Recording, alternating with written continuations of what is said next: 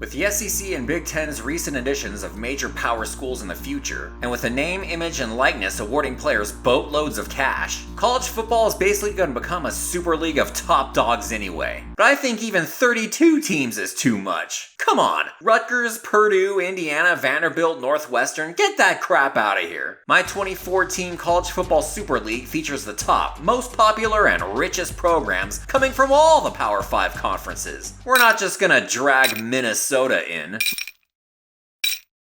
My league features 8 current SEC teams, 7 Big Ten teams, 5 ACC, even I'm surprised by that, 2 Big 12 teams, 1 Pac-12 team, and 1 independent. So, before we go any further, can you guess the 24 teams based on those parameters? Let me know in the comments below. Another hint for you. 5 states have multiple teams, with the state of Florida clocking in with the most at 3. The states of Alabama, Michigan, South Carolina, and Texas all have 2. I've got them split up into 2 conferences of 12, with 3 divisions of 4 aligned geographically within each conference. And now, without further ado, allow me to introduce the teams, starting with the American Football Conference. In the Central Division, SEC stalwarts Alabama, Auburn, LSU, and Tennessee. In the East Division, Florida, Florida State, Georgia, and Miami. And for the West, Nebraska and Texas A&M reunite with former Big 12 foes Oklahoma and Texas. Yeehaw! That's a good-looking conference. And speaking of that, the National Football Conference. Big Ten East powerhouses Michigan, Michigan State, Ohio State, and Penn State form the Central Division. Out east, Clemson, North Carolina, South Carolina, and Virginia Tech. And in the West, Iowa, traditional rivals Notre Dame and USC, along with Wisconsin.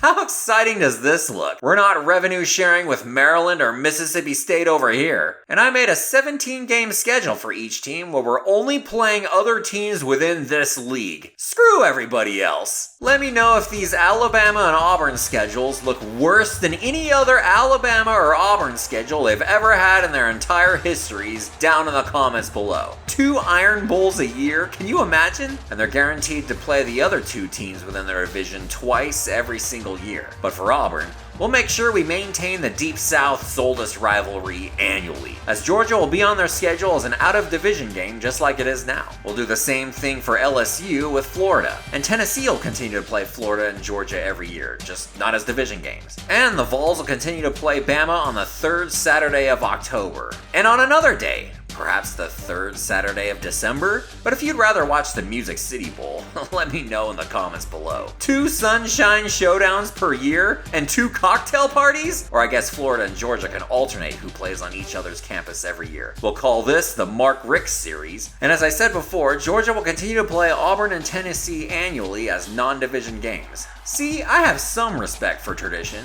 Reuniting Nebraska and Oklahoma.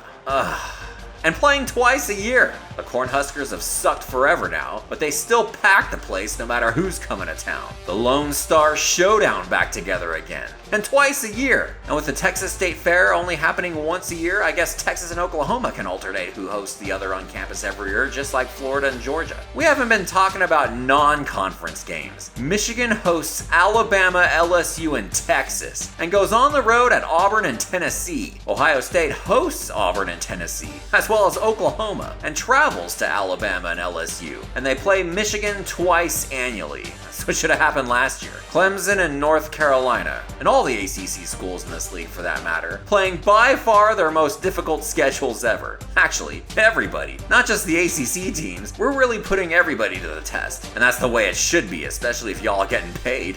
USC is going to be doing some traveling here and soon in real life. But this home schedule will be a much better box office attraction in LA than Arizona and Colorado. The lone Pac-12 school I deemed worthy of this league will play their biggest rival Notre Dame twice a year, as well as Iowa and Wisconsin.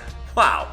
A Hawkeye schedule without the Mid-American Conference on it. We'll do a 12-team playoff at the end of the season, with the top 4 division winners receiving byes, and the other 8 teams seeded strictly by win-loss record. All playoff games will be played on campuses, and conference affiliation will not matter in the seeding, which will ensure an all-SEC national championship game to be played annually at a neutral site.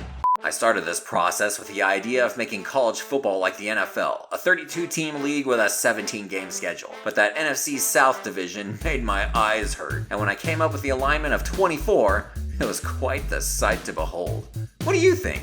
Let me know down in the comments below, as I will endeavor to respond to each one. Gotta give a shout out to the Helmet Project for all these awesome helmet graphics. Check out their site for a near complete history of every college and pro team's helmets dating back to 1960. Link is in the description. Also, keep tabs on past, present, and future college and pro football schedules at fbschedules.com. Got a link for that in the description as well. But most importantly, be sure to subscribe to this channel and click that little bell, as I plan on uploading more videos like this one and you don't want to miss it. My name is Dave Show. Thanks for watching, and I'll see you at the next Dave Show. Later.